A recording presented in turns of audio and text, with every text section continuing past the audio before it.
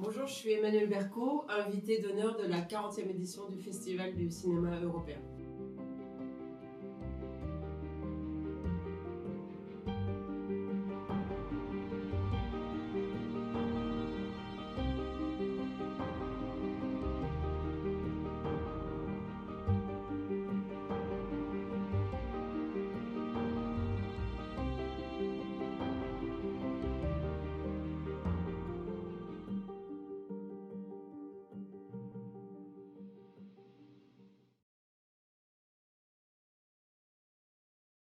Euh, c'est complètement délirant en fait.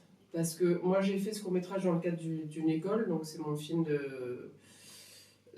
Donc on fait ce film-là en deuxième année, donc c'est mon film de deuxième année. Très honnêtement, je l'ai fait avec tout mon cœur, mais je pensais réellement qu'à part mes profs et mes parents, personne ne le verrait jamais.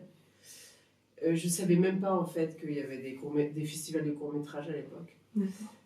Et surtout pas Cannes, mais vraiment pas du tout, parce que je me souviens très bien quand on m'a appelé pour me dire que j'étais sélectionnée, j'ai pas compris ce qui se passait, quoi. Il n'empêche qu'en tout cas, voilà, c'est arrivé. C'était absolument génial de se retrouver avec une exposition pareille, parce que ce qui est bien avec les festivals, c'est que qu'on soit en long métrage, en court métrage, les gens s'intéressent à vous, quoi. C'est-à-dire, je me souviens que j'avais fait plein de presse, enfin, il y avait un petit coup de projecteur sur moi, même si j'avais fait seulement un court métrage. Ce qui est aussi gratifiant, c'est qu'on est en compétition avec des films du monde entier et pas que des films français. Donc voilà, c'était totalement un truc irréel, quoi. Mais bon, il se trouve qu'en plus, il a eu un prix et que pour moi, ma vie, elle a changé du jour au lendemain à ce moment-là, parce que quand vous avez un prix dans un grand festival, tout le monde va regarder votre film et après, tout le monde vous appelle pour vous faire travailler. Donc ça ouvre quand même énormément de portes. Dans mon cas, c'est particulier parce que j'étais obligée de faire un court métrage. D'accord. Ça faisait partie du travail de la deuxième année pour les étudiants réalisateurs. Donc la question ne se posait pas, en fait. Je pense que tout film pose la question de la durée, enfin toute idée pose la question de la durée. Quand on a une idée même de long métrage, la question de la durée, elle se pose tout de suite. On a tout de suite besoin d'évaluer le temps qui va être nécessaire pour raconter cette histoire. Et c'est toute la difficulté pour moi du court-métrage. C'est pour ça que je disais hier, pour moi, le court-métrage, c'est vraiment hyper dur. Parce qu'il faut arriver à être captivant et, si possible, à être profond, quoi qu'on raconte, même si c'est une comédie, mais en un temps quand même très court. Et c'est hyper difficile parce que même nous qui faisons des longs-métrages, on a du mal à rester dans des durées courtes, quoi. On part tout de suite vers les 2 heures, 2 heures et demie. Et moi, je pense qu'il y a vraiment un mécanisme de pensée qui doit amener à trouver une idée qui tient en court-métrage.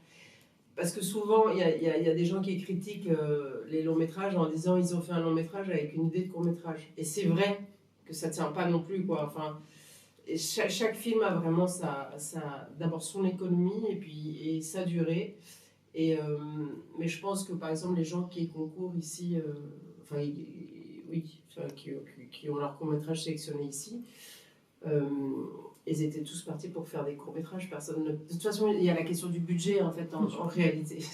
C'est ça qui est décisif, même si maintenant on peut faire un long-métrage avec son téléphone et puis essayer après de le faire rentrer dans le système économique.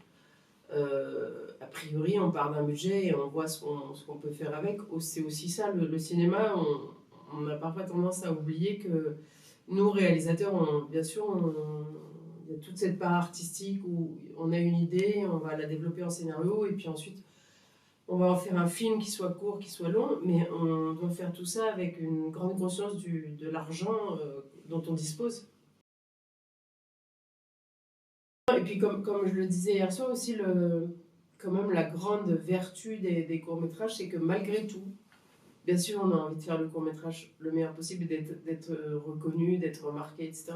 Mais malgré tout, il y a quand même beaucoup moins de pression il y a la pression de réussir son film, évidemment, mais il n'y a quand même pas toute cette pression économique que les réalisateurs de long métrage ont vraiment sur les épaules. La pression du nombre d'entrées, la pression des heures sup. Moi, je me souviens très bien dans les courts-métrages, d'abord, les gens ne sont pas payés de la même manière que. Il n'y a pas les gens qui vont dire non, non, là, on est en heure sup, etc. Moi, je rentre chez moi. Il y a quand même une souplesse dans la fabrication du court-métrage qui permet. Et puis une pression quand même réduite qui permet d'essayer vraiment. Et c'est d'ailleurs le meilleur terrain de jeu parce qu'après, en long métrage, on peut plus s'amuser à dire tiens, je vais essayer ça, puis si c'est nul, bah, c'est pas grave. Si, c'est grave. En revanche, en court métrage, je trouve que c'est pas grave d'oser faire des choses et de se tromper. C'est pas grave, c'est qu'un court métrage. Et on en fera un autre et on va s'améliorer, mais je trouve que c'est un terrain d'apprentissage qui est exceptionnel parce qu'on peut prendre des risques. Je dis pas que personne ne prend de risque en long métrage, mais chaque risque peut coûter assez cher. Donc là, voilà, pour moi, je trouve que c'est vraiment un terrain de jeu incroyable. Idéal en fait.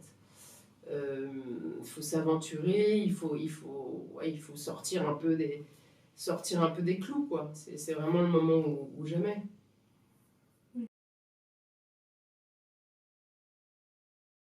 En tant que réalisatrice, tout va être votre point de vue. Donc, vous pouvez parler que de quelque chose qui, enfin, à mon sens, qui vous habite totalement, qui va faire en sorte que vous allez d'abord développer un imaginaire qui va vous permettre d'écrire un scénario. Quand vous écrivez un scénario, en général, vous êtes quand même complètement envoûté par ce que vous racontez. Et puis ensuite, convaincre plein de gens de venir derrière vous pour faire avec vous ce que vous avez dans la tête, des acteurs, des producteurs et toute une équipe technique. Mais ça, c'est votre seul point de vue. Personne d'autre que vous ne sait ce que vous avez dans la tête et ne sait quel film vous voulez faire, en vérité. Comme acteur, moi, je considère qu'on est juste un instrument pour servir la vision de quelqu'un. Et donc là, ça m'est... Enfin, je veux pas dire que ça m'est complètement égal parce que j'irai jamais faire un film qui raconte quelque chose avec lequel je suis pas en phase. Mais en revanche, je suis capable de faire des choses, tout et n'importe quoi, si j'estime que la personne sait ce qu'elle veut et que ce qu'elle veut raconter me plaît. Là, je suis juste un instrument au même titre que la musique, au même titre que la lumière, au même titre que la mise en scène, quoi. On est vraiment un des instruments du réalisateur ou de la réalisatrice. Je pense que c'est un goût du cinéma que j'ai depuis l'enfance, parce que moi j'ai eu la chance d'avoir des parents qui m'emmenaient au cinéma, ce n'est pas le cas de tous les enfants. Même si je ne sais pas comment c'est aujourd'hui, mais à l'époque on avait des séances de cinéma avec l'école. On allait au cinéma avec l'école et je me souviens très bien que j'attendais ce jour-là comme le plus beau jour de l'année. J'ai eu la chance aussi d'habiter dans un immeuble où il y avait un cinéma en bas. Et très vite avoir sympathisé avec le directeur et il me laissait vraiment rentrer, voir tous les films que je voulais, les mêmes films, je les revoyais 2, 3, 4 fois. Donc c'est vraiment quelque chose, la passion du cinéma en tout cas, elle est née dans l'enfance, mais jamais j'imaginais en faire un métier, je pensais même pas que c'était possible en fait. Et puis après c'est passé par, je suis arrivée au cinéma en fait un peu accidentellement parce que moi j'étais partie pour faire de la danse, donc c'était quand même dans le domaine artistique, mais je voulais faire de la scène, quoi, et à l'époque c'était la danse. Et puis après j'ai découvert le théâtre, et donc j'ai laissé tomber la danse pour faire du théâtre. Et puis voilà, j'ai eu le parcours classique d'une jeune fille qui veut être comédienne de théâtre. Et le cinéma, en fait, est venu beaucoup plus tard, je sais pas, peut-être 10 ans après le bac, en fait. Donc moi, j'ai pas fait d'études après le bac, mais 10 ans après le bac, j'ai entendu parler de cette école de cinéma. Et c'est ça qui m'a... Je pense que j'aurais jamais fait de film si j'avais pas entendu parler de cette école de cinéma. S'il y a une école de cinéma, je me suis dit, c'est que peut-être il y a un biais pour réussir à rentrer dans ce monde-là et à faire soi-même des films. Et puis voilà, c'est comme ça que ça s'est passé, parce que j'ai passé le concours et j'ai eu la chance de l'avoir. Je pense que c'est le projet qui m'a le plus marqué humainement, c'est un film que j'ai fait peut-être il y a 10 ans, peut-être maintenant, La tête haute. parce que... mais maintenant, je fonctionne plus que comme ça. Je n'aime plus faire des films où je vais raconter juste une histoire qui sort de ma tête. J'aime en fait aller... je choisis un sujet, évidemment, j'ai une idée de fiction, etc. Mais après, j'aime aller faire tout un travail d'imprégnation sur le terrain et de nourrir mon scénario en fait de cette matière documentaire, enfin du réel que je veux observer. Dans le cas de La Tête Haute, c'était sur la justice des mineurs, donc j'ai passé de très longs mois auprès, dans les structures, que ce soit le tribunal pour enfants ou les centres éducatifs, enfin voilà. Bon, forcément, c'est un monde qui est extrêmement fermé, puisque tout ce qui concerne la justice des mineurs n'est pas public. Donc moi, j'ai eu la chance d'assister à ça, de voir des choses que personne ne peut jamais voir, qui sont humainement et forcément extrêmement fortes, parce qu'on ne voit que des enfants en souffrance, que ce soit dans la délinquance ou dans la protection de l'enfance, des enfants qui sont retirés à leurs parents, etc. Donc c'est des moments humains qui sont totalement d'abord bouleversants et puis inoubliables. Et puis aussi, ça permet de rencontrer des gens qui sont pas... C'est vrai que ces métiers du cinéma sont tellement prenants qu'on est un peu tout le temps tous entre nous, quoi. Moi, je rencontre pas beaucoup de gens en dehors de mon métier. Et là, c'était aussi l'occasion de rencontrer des gens qui font pleinement de choses, des juges, des éducateurs, des avocats, enfin, même des parents, enfin des mineurs. Voilà, ça m'a vraiment ouvert énormément l'esprit, quoi.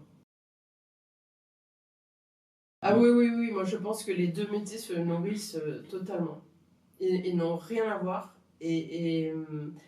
Cependant, il y a vraiment un phénomène de vase communicant qui se fait entre... C'est-à-dire, j'apprends énormément comme actrice pour servir mon travail de réalisatrice après, et j'apprends énormément comme réalisatrice pour mon travail d'actrice. C'est difficilement explicable, mais si, c'est quand même explicable par le fait que une grande part du travail d'un réalisateur, c'est quand même de travailler avec des acteurs et de savoir les diriger, et que forcément, en le faisant soi-même, on apprend énormément là-dessus. Souvent, les acteurs, ils disent qu'ils aiment bien faire des films avec des réalisateurs ou réalisatrices qui sont aussi acteurs, actrices. Donc c'est que je me dis toujours, tiens, c'est bizarre, mais c'est qu'ils doivent y trouver quelque chose de supplémentaire. C'est vrai que c'est tellement étrange ce métier d'acteur. Je pense que si on le pratique soi-même, on a sans savoir très bien les expliquer, mais on a quand même des clés, même si elles sont un peu mystérieuses, qui nous permettent de mieux gérer l'acteur qu'on a en face de soi quand c'est à notre tour de le diriger.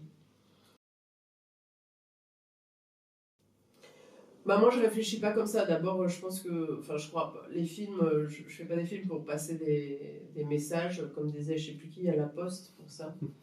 Mais moi je me pose pas vraiment beaucoup de questions, c'est-à-dire je suis passionnée par une histoire, je me plonge à fond dedans et je me dis si ça me passionne, ça va sûrement passionner d'autres personnes. Moi, c'est comme ça que ça se passe. Et puis, ça va aussi déplaire à plein d'autres. Moi, j'ai jamais cherché à plaire à tout le monde. Et de toute façon, je pense que c'est... Si, ça peut arriver.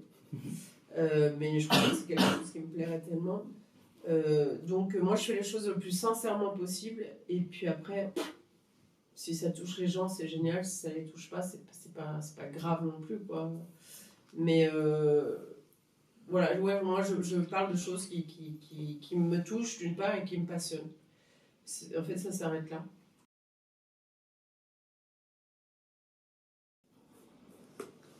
Bah, il y a quand même la part artistique, c'est-à-dire il faut avoir quand même des choses à raconter. Si on n'a rien à raconter, c'est quand même compliqué.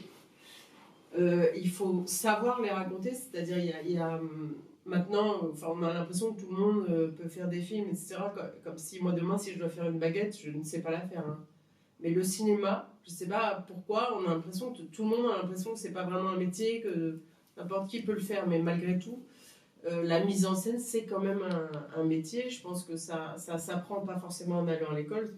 À mon avis, ça s'apprend surtout en regardant des films, des grands films. Ou en tout cas en choisissant des films qu'on aime et en essayant de comprendre comment ils ont été fabriqués.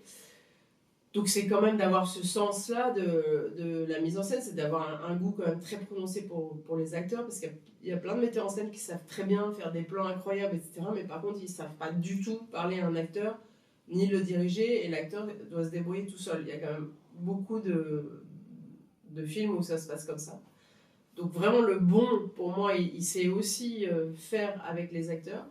Il a un point de vue, c'est-à-dire il sait comment il veut raconter cette histoire et c'est comme ça. Et c'est pas tiens, je peux mettre la caméra là, ou sinon je peux la mettre là, ou sinon je vais la mettre là. C'est parce qu'on peut la mettre absolument où on veut, mais c'est que lui, il sait que il veut raconter son histoire en mettant la caméra là et pas là.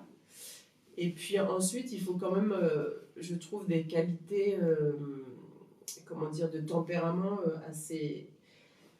Il faut quand même avoir des convictions, parce que si vous ne croyez pas vous-même en ce que vous voulez faire, personne ne va y croire à votre place. Donc il faut quand même être tellement convaincu par ce qu'on fait, et tellement passionné qu'on est capable d'emmener tout le monde derrière soi. Et il faut être quand même très costaud psychologiquement.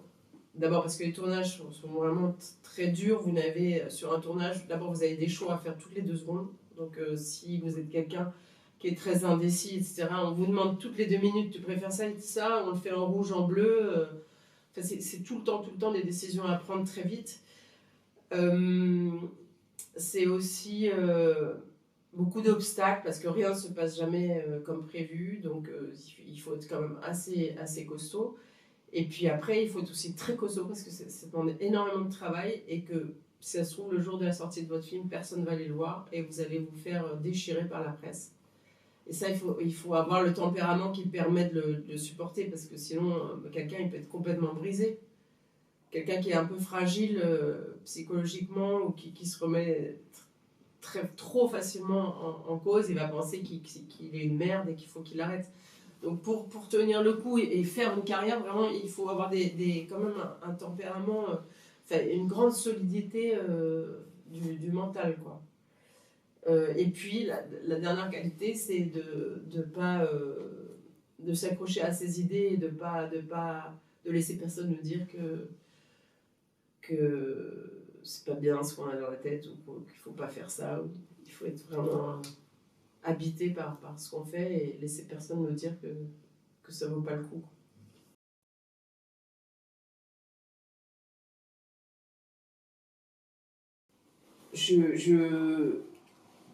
Enfin, moi, c'est mon avis, il y a plein de réalisateurs qui pensent pas comme ça. Moi, je trouve que c'est un cauchemar de faire un film. Je trouve que c'est vraiment très, très, très dur.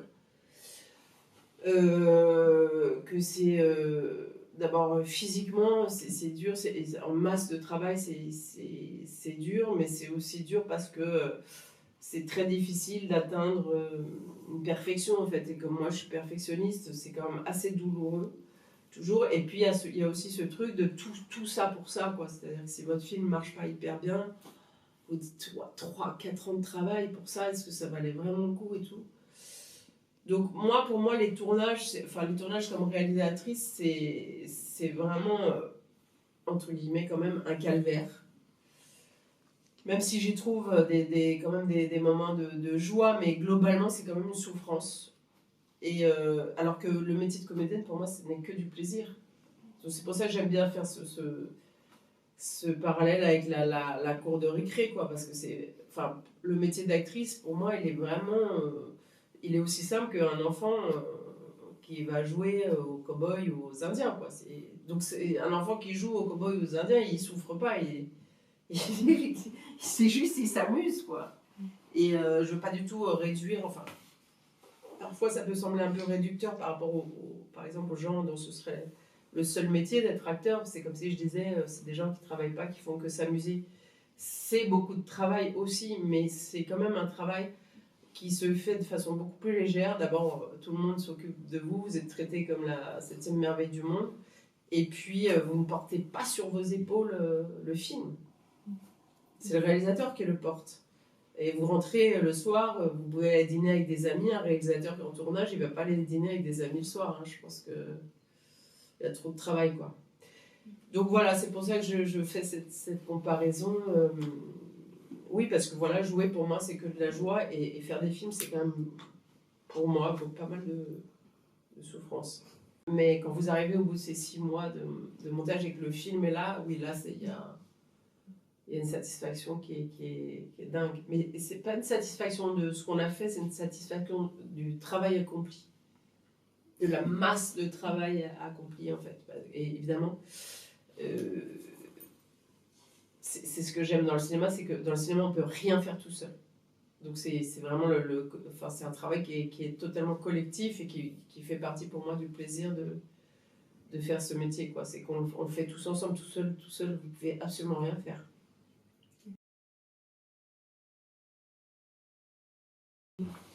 C'est pas important. Je pense que d'ailleurs dans la tradition, avant ce qu'on a appelé la nouvelle vague, donc avant les années 60-70, c'était toujours séparé. Aux États-Unis, tous les plus grands cinéastes américains n'écrivent pas leurs scénarios pour la plupart. Donc moi, je suis pas du tout, j'ai pas du tout de pensée unique là-dedans. Moi, j'aime écrire, donc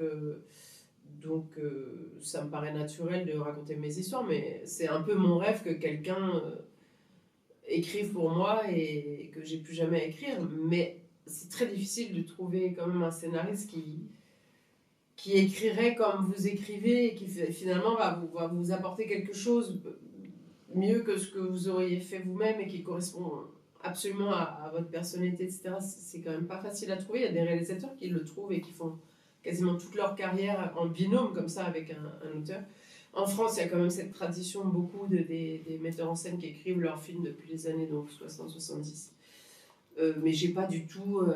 Moi, si demain, si on m'apporte un scénario fabuleux, je vais avoir aucun problème à le mettre en scène alors que je l'ai pas écrit. Bah, adapter un roman, je l'ai déjà fait. J'en ai fait plusieurs, des adaptations. Moi, j'adore ça parce que je trouve ça très ludique.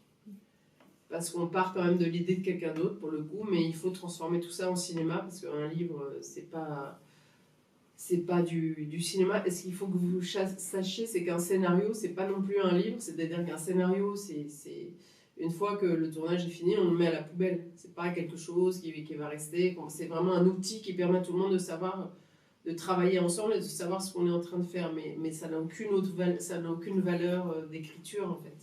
Même s'il y a des scénarios qui sont très bien écrits, mais c'est juste posé sur le papier ce qui va être mis en image, en son et en scène. Un livre, ça ne fait pas un film comme ça, il faut vraiment faire tout un travail d'adaptation. Et moi, je trouve ça assez ludique parce que voilà, faut trouver à partir de la matière de quelqu'un d'autre, il faut la transformer en sa propre matière et puis trouver plein d'idées de cinéma. Et ça, j'aime bien faire ça. Ouais.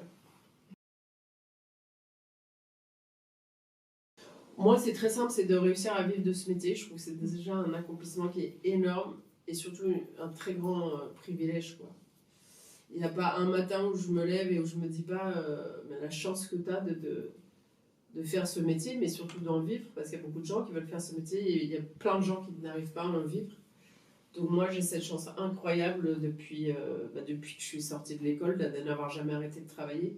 Et si ça dure encore un peu, ben voilà, ce sera le seul accomplissement qui me rendra, enfin c'est cet accomplissement-là qui me rendra heureuse jusqu'au bout, quoi.